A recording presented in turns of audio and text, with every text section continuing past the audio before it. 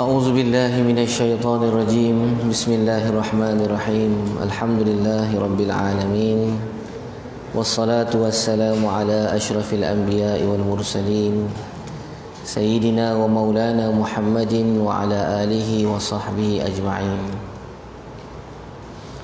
قال رب اشرح لي صدري ويسر لي أمري واحلل عقدة من لساني يفقه قولي سبحانك لا علم لنا إلا ما علمتنا إنك أنت العليم الحكيم ولا حول ولا قوة إلا بالله العلي العظيم اللهم صل على سيدنا محمد وعلى آله وصحبه أجمعين اللهم صل وسلم وبارك على سيدنا محمد وعلى آله وصحبه أجمعين اللهم صل وسلم وبارك على سيدنا محمد وعلى آله وصحبه أجمعين أما بعد السلام عليكم ورحمة الله وبركاته.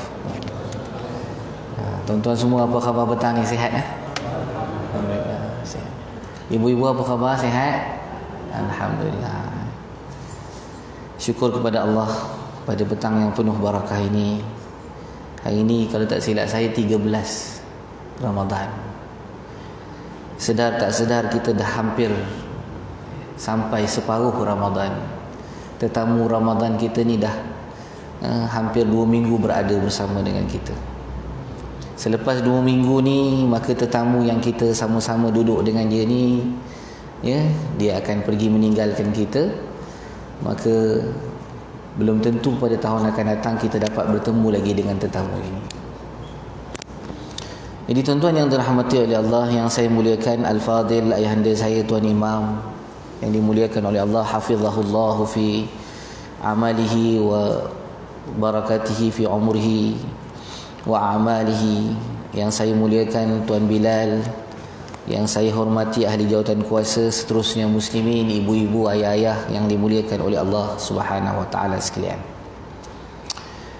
Alhamdulillah, pada hari ini insya-Allah kita akan ambil beberapa hadis yang berkaitan dengan puasa, dan saya petik hadis ini daripada kitab Bahrul Madhi karangan rahimahullahu taala Syekh Muhammad Idris Abdul Rauf Al-Marbawi Al-Azhari, ulama Nusantara yang telah meninggal dunia, yang mensyarahkan kitab Mukhtasar li Sahih Tirmizi, ringkasan bagi kitab hadis yang dikarang oleh Al-Imam Tirmizi rahimahullah. Jadi pada hari ini insya-Allah kita akan ambil satu hadis yang diriwayatkan oleh Jabir bin Abdullah radhiyallahu anhu.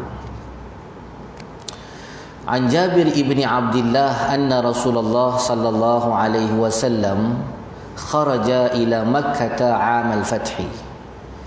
Daripada Jabir bin Abdullah, seorang sahabat Nabi sallallahu alaihi wasallam yang amat mulia, yang kasihkan Nabi sallallahu alaihi wasallam.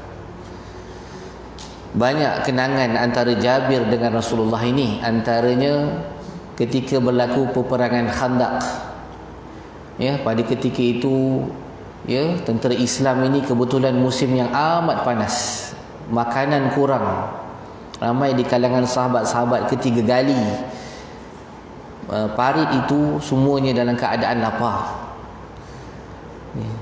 Ada di antara sahabat Nabi yang datang nak mengadu pada Nabi, bila dia lapar ni, orang sahabat ni tuan-tuan, ibu-ibu, mereka akan ikat perut mereka tu dengan batu supaya dapat lapik sikit, supaya perut tu tak terasa lapar sangat. Saya dulu masa kecil-kecil, bila kita sakit perut ni, arwah nenek ni dia pesan ambil bantal tu kita lapikkan dekat perut. Rupanya betul, mujarab rupanya. Jadi bila sahabat ni lapar, dia nak mengadu pada Rasulullah. Tengok-tengok dekat perut Nabi ikat 2 biji batu. Maknanya Nabi 2 kali lebih lapar daripada sahabat. Kalau sahabat 1 hari tak makan ikat batu, Nabi dah 2 hari tak makan. Jadi Jabir bin Abdullah ini tengok Nabi kesian dekat Nabi. Lalu dia pun tanya dekat isteri dia, ada tak apa-apa makanan? Isteri dia kata, adalah seekor anak kambing. Lalu kata Jabir, masaklah, kita nak jemput Rasulullah, dan beberapa orang sahabat datang. Maka dibisikkan kepada Nabi, ada makanan di rumah Rasulullah, saya ada siku anak kambing kecil ya Rasulullah, nak jamu kamu ya Rasulullah makan. Rasulullah ni memang sifatnya kasih pada para sahabat. Nabi tak akan kenyangkan diri baginda, melainkan Nabi akan kenyang bersama dengan sahabat Nabi sallallahu alaihi wasallam.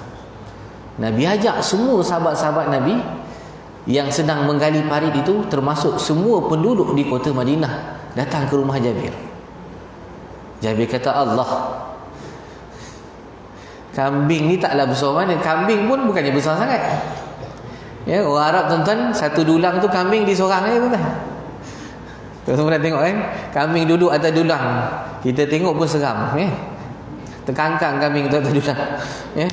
Orang Melayu ni adab dia, sampaikan kalau ayam jarang dia hidang ayam seku-seku tu atas pinggan. Kalau dijual ayam golek itu pun, yang seko tu pun, bila dia nak bungkuskan kita, biasanya dia akan potong. Dia jarang dia kata nak ambil seko ni. Kita pun ya, tak pernah orang hidangkan ayam terbonggok atas tu. Tapi orang Arab budaya dia memang macam tu tuan. Jadi Jabir kata, macam mana Nabi boleh ajak semua sahabat ni? Ya, tapi Masya Allah, mukjizat Nabi. Bila Nabi datang, Nabi dah tahu dah. Nabi dah tahu kebimbangan dan kerusingan Jabir tu. Nabi kata, biarkan aku yang mencidukkan lauk. Maka Nabi cidukkan. Semua sahabat yang datang depan rumah Jabir ni ready nak makan. Nabi kata, jemput satu barisan dulu. Maka Nabi ceduk, makan habis, kenyang. Masuk pula sahabat yang lain, sampai habis semua tentera-tentera ataupun para sahabat yang terlibat dalam peperangan Khandaq, semuanya makan dengan kenyang. Kemudian Nabi tanya, ada tak lagi penduduk Madinah yang belum makan? Panggil penduduk Madinah pula, kanak-kanak, orang fakir miskin. Nabi sendiri hidang, semua makan dengan kenyang. Kata Jabir, demi Allah, aku tidak melihat lauk yang dicedukkan oleh Nabi itu berkurang barang sedikit pun. Masya Allah. Mukjizat Rasulullah sallallahu alaihi wasallam. Sebab tu sahabat ni kalau dengan Nabi, mereka ni memang tak ada apa dah. Dengan Nabi percaya semua. Sebab mereka dapat melihat di depan mata mereka betapa Allah bagi mukjizat tu depan mata mereka.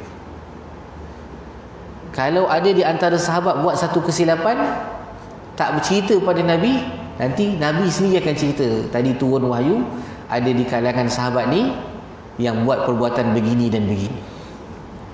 Sebagaimana berlaku pada Sayyidina Umar bila bulan Ramadan, ya, asal-asal perintah puasa ni tuan-tuan, suami dan isteri ni siang Ramadan dan malam Ramadan tak boleh bersama.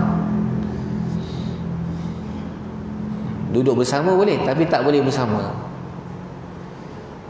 Jadi satu malam Sayyidina Umar radhiyallahu anhu, dia bersama dengan isteri dia. Turun perintah Allah. Allah izinkan untuk umat Nabi sallallahu alaihi wasallam di waktu malam untuk bersama dengan isteri. Tapi kalau umat sebelum Nabi kita sallallahu alaihi wasallam, Allah wajibkan puasa dan tidak boleh bersama dengan isteri siang dan malam. Maknanya kita, umat kita rahmat. Dah sudah sahabat-sahabat makan, maka ya, Nabi pun makanlah bersama dengan Abdullah bin Jabir ni. Jabir bin Abdullah ini. Lalu ya, bila Rasulullah dah selesai makan semua, balik, kata Jabir, demi Allah, aku lihat makanan yang aku masak tadi bersama dengan isteri aku tidak kurang barang sedikit pun. Ini berkah Rasulullah sallallahu alaihi wasallam. Jadi untung Jabir bin Abdullah, mungkin kerana sifat dermawan, sifat pemurahnya pada Nabi sallallahu alaihi wasallam, nama Jabir bin Abdullah ni sering kita lihat ada dalam hadis-hadis Nabi sallallahu alaihi wasallam.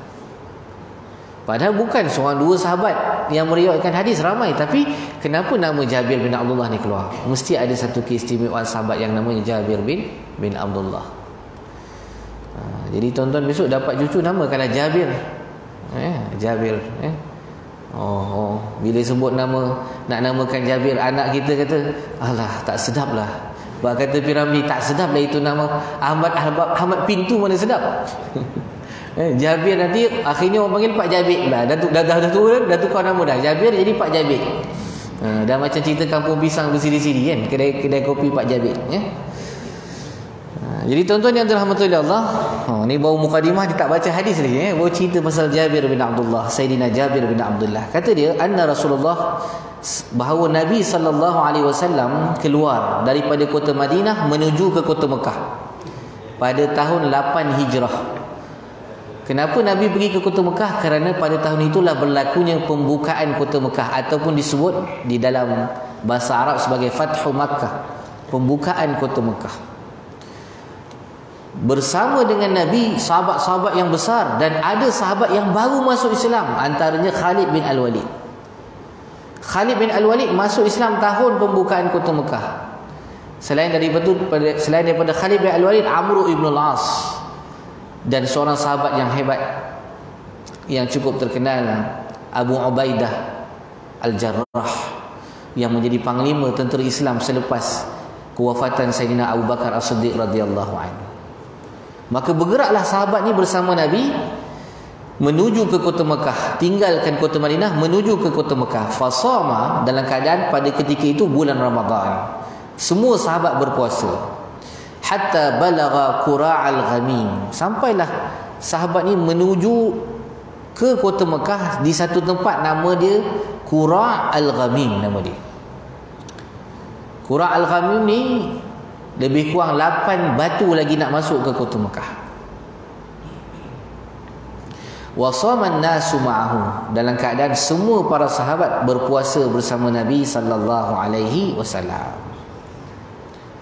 Tuan-tuan tengok merendah padang pasir terik itu, ya, yang kita boleh bayangkan kepanasan ya, dia di tanah Arab ni luar biasa panasnya. Dia bukan panas macam kita panas lembap, dia panas kering. Panas kering. Kita keluar daripada hotel tu ada aircon, keluar daripada hotel nak pergi ke masjid Nabi, ya, sekejap aja kalau musim panas tuan-tuan, sekejap je mulut kita kering. Lalu begitulah yang dialami oleh para sahabat dalam keadaan mereka semua berpuasa. Faqila lahu, lalu dikatakan kepada Rasulullah, datang beberapa orang sahabat menghadap Rasulullah sallallahu alaihi wasallam dekat tempat ni yang nama Qura'al Ghamim ni. Masa datang sahabat ni pada Nabi, kebanyakan para sahabat ni ada yang dah tak tahan dah, sangat dahaga. Bukan nak makan tapi nak minum air, dahaga sangat. Faqila lahu innan nas qad syaqqa alaihimus siyam. Ya Rasulullah, sesungguhnya sahabat-sahabat kami ni ada di antara mereka yang rasa syaqqa alaihim, masyaqqah, rasa berat untuk berpuasa. Kerana terlalu panas, terlalu dahaga, dan kita pula dalam perjalanan. Kalau kita duduk kat rumah tak apa, duduk di bawah bumbung rumah kita tak rasa panas sangat ya Rasulullah. Ini kita dalam perjalanan ya Rasulullah. Wa innan nas yanzuruna fima fa'alt. Dan sesungguhnya para sahabat ini, mereka semua melihat apa yang kamu akan buat ya Rasulullah. Sahabat Nabi ni kalau dia nak buka, dia boleh sangat buka, tapi sahabat Nabi tak akan buat begitu pada Rasulullah sallallahu alaihi wasallam. Taatnya sahabat kepada Rasulullah sallallahu alaihi wasallam. Lalu bila Nabi dengar sahabat dia kata macam tu, fada'a biqadahin min ma', Nabi pun meminta satu bekas air. Dibawakan di hadapan Nabi satu bekas yang dalamnya ada air. Bila Nabi minta? Ba'dal asri, selepas waktu asar.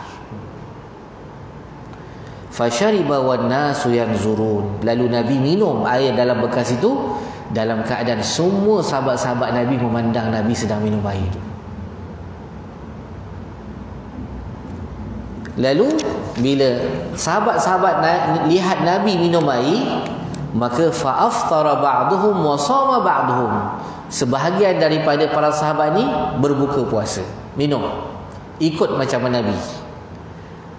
Tapi ada juga yang di kalangan sahabat yang dia shama ba'duhum, dia teruskan puasa, dia tak nak puasa, dia tak nak buka puasa, sebab mungkin dia rasa dia boleh tahan, mungkin dia rasa dia boleh tahan dahaga tu, ataupun mungkin dia rasa buat apa nak buka kejap lagi dah nak masuk waktu maghrib, sebab dia dah lepas asar dah pun.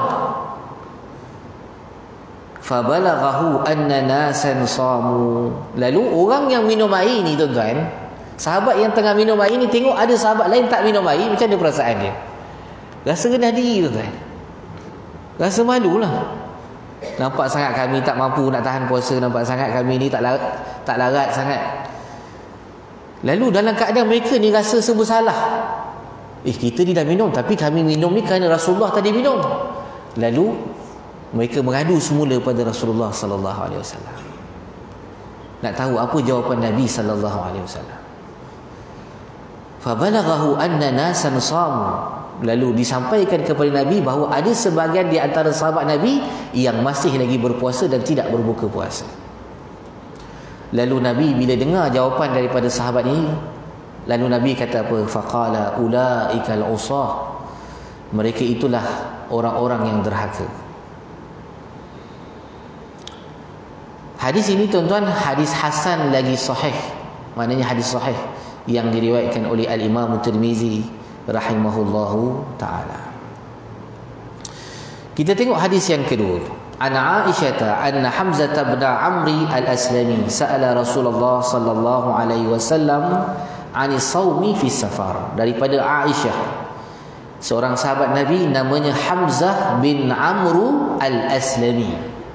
Hamzah bin Amru al-Aslami bertanya Rasulullah sallallahu alaihi wasallam tentang berpuasa ketika di dalam permusafiran. Wa kana yasrudu shaum. Dan dia bila bermusafir ni dia selalu teruskan berpuasa, dia tak buka puasa. Faqala Rasulullah sallallahu alaihi wasallam, lalu Nabi sallallahu alaihi wasallam berkata, in syi'ta fasum, kalau kamu mahu teruskan berpuasa.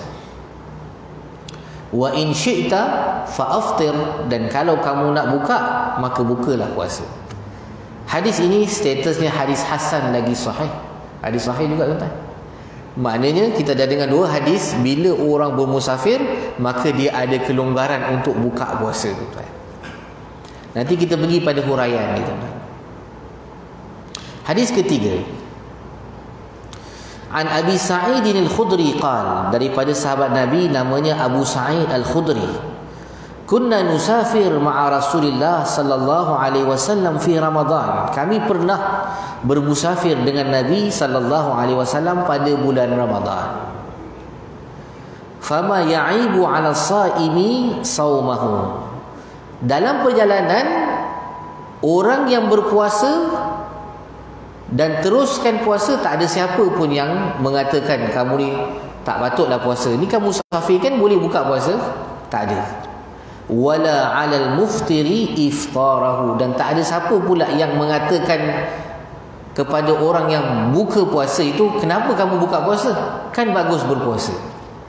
Maknanya Nabi sallallahu alaihi wasallam bila dalam musafir, Nabi bagi kelonggaran. Sahabat nak buka, buka. Siapa sahabat nak teruskan puasa, dia boleh berpuasa. Hadis yang keempat pada hari ini ialah hadis yang diriwayatkan daripada Umar Ibn al-Khattab radhiyallahu anhu. Kata Sayyidina Umar, ghazawna ma'a Rasulillah sallallahu alaihi wasallam. Kami ni dua kali pernah berperang dengan Nabi sallallahu alaihi wasallam ini fi Ramadan, pada bulan Ramadan. Kata Sayyidina Umar, kami ni bersama dengan Nabi pernah berperang pada bulan Ramadan sebanyak dua kali, dua peperangan, iaitu ghazwatain yauma badrin, peperangan pada peperangan Badar, berlaku pada bulan Ramadan tahun kedua Hijrah. Allah fardukan puasa pada bulan Syaban tahun kedua Hijrah. Bulan berikutnya tu terus perang Badar. Perang Badar, bulan Ramadan perang Badar tu berlaku. Dahlah peperangan Badar ni antara peperangan yang terawal. Kata ulama sejarah, sebelum berlaku Badar Kubra ni dah ada dah peperangan sebelum tu, tapi peperangan sebelum tu tak ramai yang terlibat, 50 orang. Jadi Badar ni disebut sebab dia ni melibatkan tentera yang ramai, 300 orang sahabat lebih Nabi sallallahu alaihi wasallam. Jadi dalam peperangan Badar, sahabat Nabi nak berperang ni bulan Ramadan. Dan yang kedua pada Fath, pembukaan kota Mekah juga berlaku pada bulan Ramadan. Lalu kata Sayyidina Umar, fa'aftarna fihima, dan kami berbuka puasa pada kedua-dua bulan tersebut. Baiklah tuan-tuan, hadis yang terakhir kita pada hari ini daripada Sayyidina Anas bin Malik radhiyallahu anhu, katanya agharat alaina khailu Rasulillah sallallahu alaihi wasallam. Kata Sayyidina Anas, kuda perang Nabi ni masuk ke kampung Anas bin Malik. Anas bin Malik ni tuan-tuan, dia masuk Islam awal. Ibunya keluar daripada kampung, bawa anak nama Anas bin Malik masuk Islam depan Nabi. Akhirnya dia suruh Nabi menerima anaknya menjadi pembantu Rasulullah sallallahu alaihi wasallam. Jadi kampung itu kebanyakannya masih lagi belum Islam. Jadi selepas Anas Islam, Anas ni teman Nabi, pergi masuk kampung dia.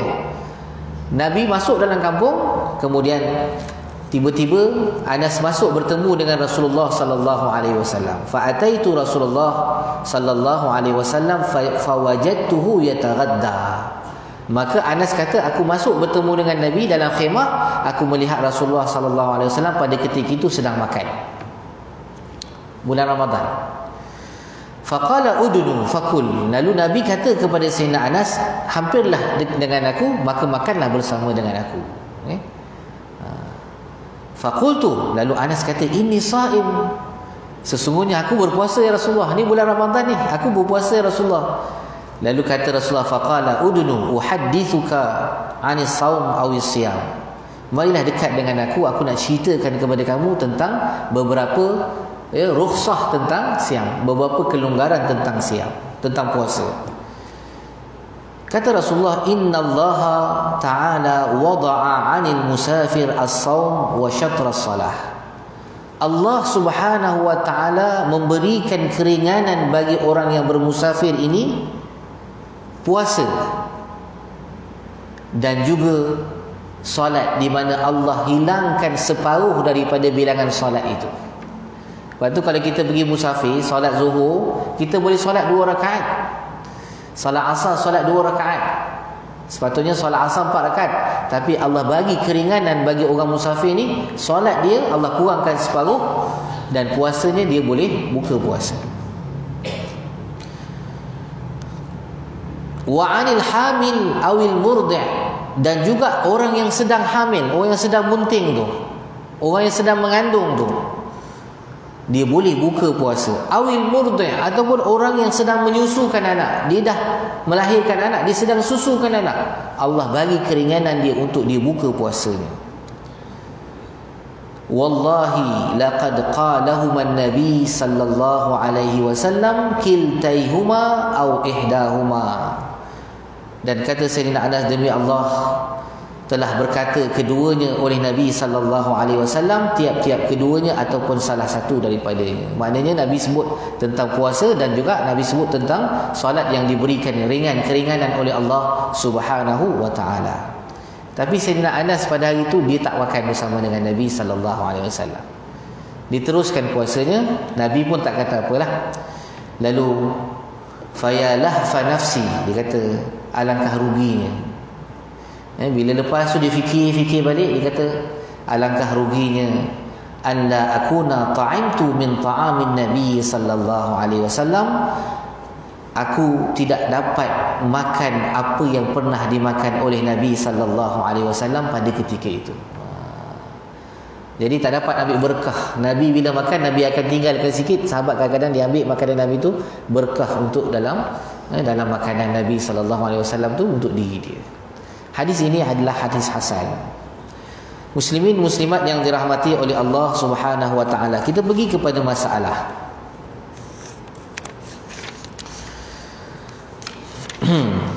Baiklah. Masalah yang pertama, puasa dan tidak puasa, yang mana yang lebih afdal dalam musafir? Kalau kita pergi musafir ni, yang mana lebih afdal, puasa ke tak puasa? Di dalam kitab syarah kata Imam Nawawi ni mazhab Syafi'i, dalam kitab dia Syarah Al-Muhadzab, dia kata adapun yang terlebih afdal daripada puasa dan berbuka puasa di dalam musafir itu, maka telah berkata Imam Asy-Syafi'i dan Al-Ashab, jika membawa kepada mudarat dengan sebab puasa dalam musafirnya, maka berbuka puasa je lebih afdal. Katakanlah kita ni musafir tuan-tuan, bila jalan jauh, contoh nak balik raya lah, nak balik Kelantan, nak balik Terengganu, Haji Wan, balik Terengganu, jauh daripada rumah nak balik Terengganu. Sekarang ni 10 jam, keluar lepas subuh ataupun keluar sebelum subuh. Keluar sebelum subuh. Orang zaman sekarang dia keluar malam, pukul 4 pagi dia dah keluar daripada rumah sebelum subuh, sampai dekat, contohnya dekat Muazzam ke, ataupun sampai dekat mana, dekat Gambang ke. Allah, rasa lapar sungguh lah, rasa tak tahan sangat ni, macam mana ni. Maka kata Imam Syafi'i, kalau rasa sampai mudarat ni, kalau tak buka puasa ni, rasa nak memandu ni boleh aksiden ni, mengantuk sangat ni, kalau tak minum air ni mengantuk sangat ni, maka afdal buka puasa. Ini mazhab kita, mazhab Imam Asy-Syafi'i rahimahullah.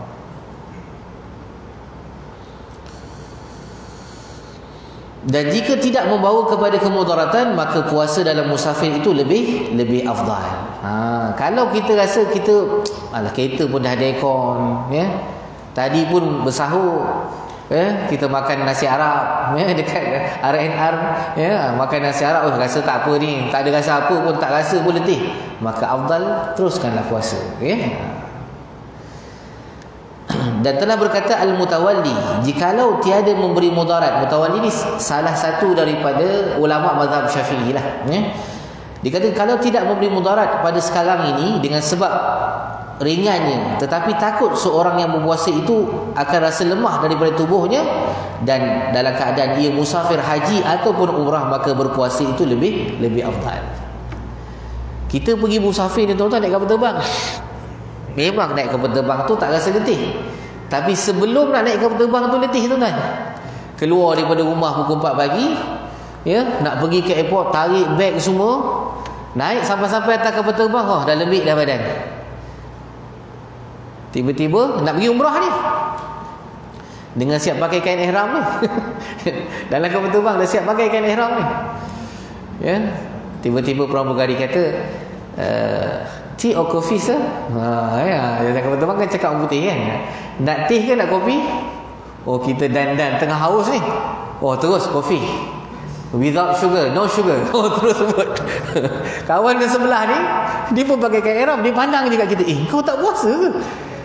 Kan kita nak pergi umrah ni, nak buat ibadah pun tak nak puasa. Teruk betul kan. Jadi tuan-tuan yang dirahmati oleh Allah, dalam bab ini dicerita afdal ataupun tak afdal. Dia tak cerita makruh ataupun tak makruh, afdal. Sebab Nabi pun tak pernah kata buka puasa tu lebih afdal ataupun berpuasa tu lebih afdal kan. Bila sahabat tadi adalah hadis lain tadi, Nabi kata in syi'ta fasum wa in syi'ta fa'aftir. Kalau kamu nak puasa, kamu puasa. Kalau kamu tak nak puasa, kamu buka puasa. Sebab tu tuan-tuan yang saya nak beritahu, saya nak highlightkan dekat sini ialah kita ni tuan-tuan, bila saya tengok hadis yang pertama tu, kenapa Nabi SAW buka puasa?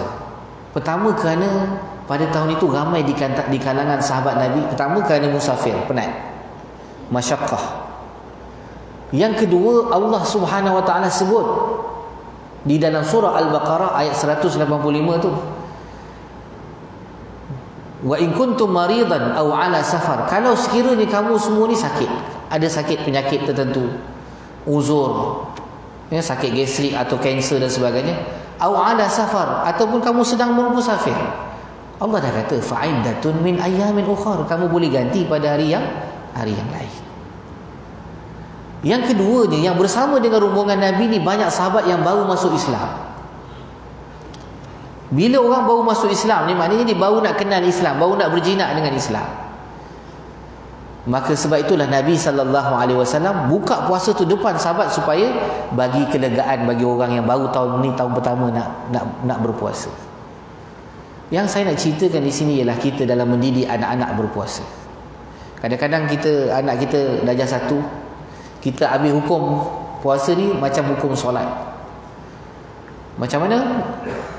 Kan Nabi kata, ajar anak kamu ni solat bila umur 7 tahun. Kita pun masuk anak umur 7 tahun, kita ajar anak kita pun berpuasa.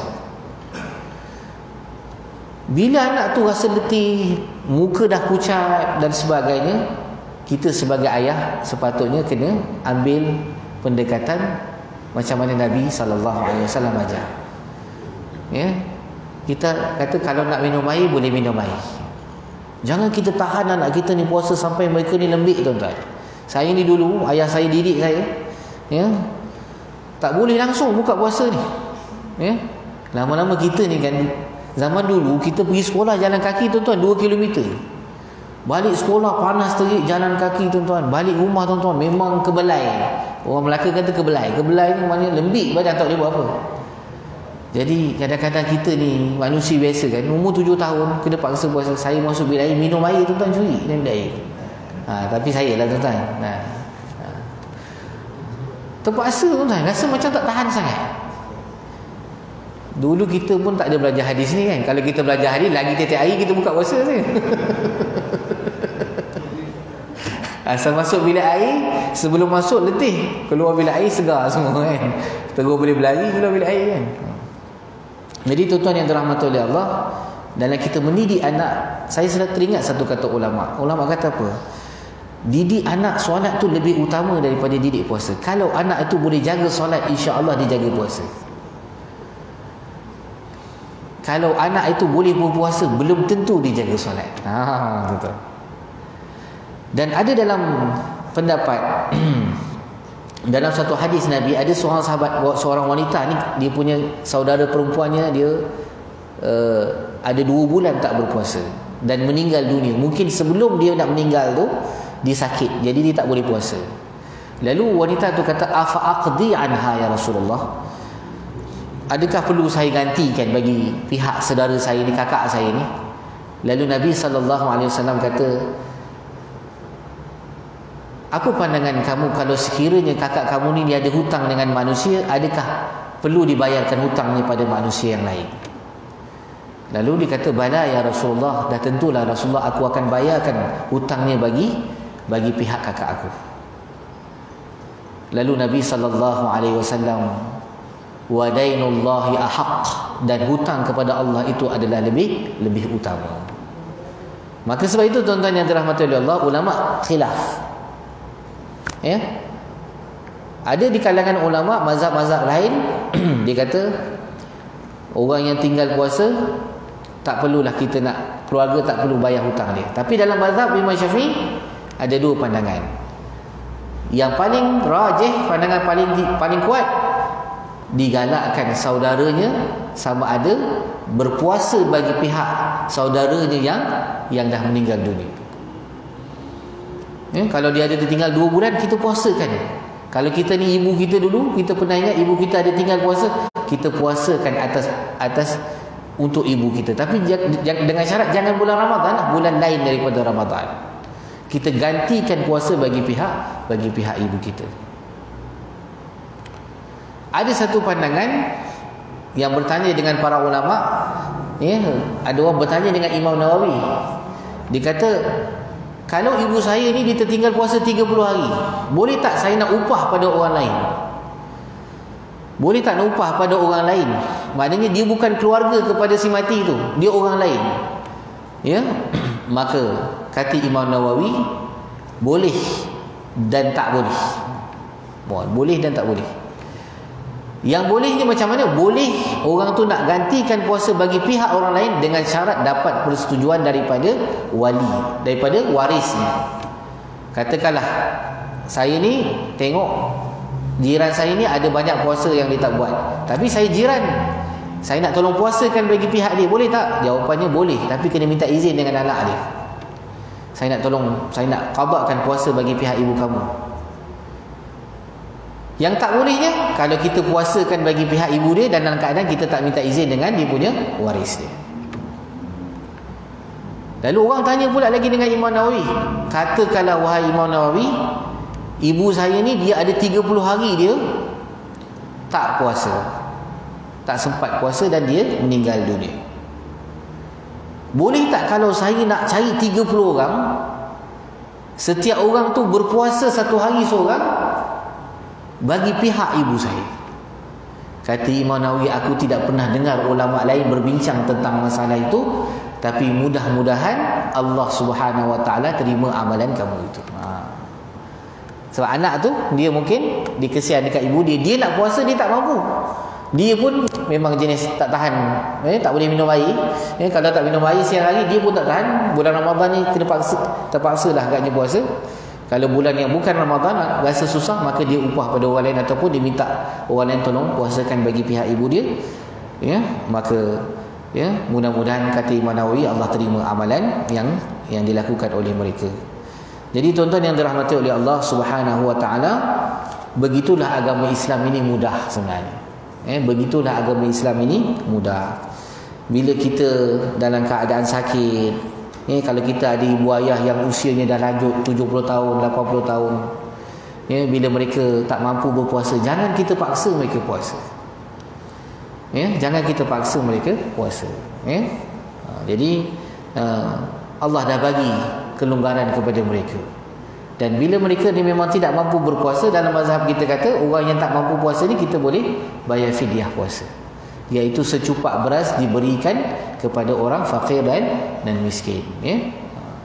Jadi itulah dia kelebihan. Jadi kalau kita tengok kesimpulan dalam ibadah ni, ibadah-ibadah yang Allah fardukan kepada kita, hanya solat saja yang tak boleh diganti dengan fidyah. Ada orang tak solat 20 tahun, dia kata saya dah beli satu kontainer beras nak fidyah pada orang yang tetapi puasa ada ganti pada fidyah. Dan dengan masalah inilah ulama kita ni mengambil hukum kias kepada solat. Bila mana ada di antara kita ni yang tertinggal solat, maka dihendaklah menggantikan solatnya itu. Itulah timbul hukum qada dalam bab solat. Jadi tuan-tuan yang dirahmati oleh Allah, mudah-mudahan dengan perkongsian kita, hadis kita pada petang ini, kita dapat sedikit manfaat. Aqulu qawli hadza wa astaghfirullahal azim li wa lakum. Wassalamualaikum warahmatullahi wabarakatuh. Bismillahirrahmanirrahim. Alhamdulillah wassalatu wassalamu ala Rasulillah wa ala alihi wa sahbihi wa man walah. Allahumma barik lana fi Ramadan. Allahumma ballighna lailatul qadri ya rabbal alamin. Rabbana atina fid dunya hasanah wa fil akhirati hasanah wa qina adzaban nar. Wa sallallahu ala sayyidina Muhammad wa ala alihi wa sahbihi wasallam. Walhamdulillahi rabbil alamin. Taqabbalallahu minkum.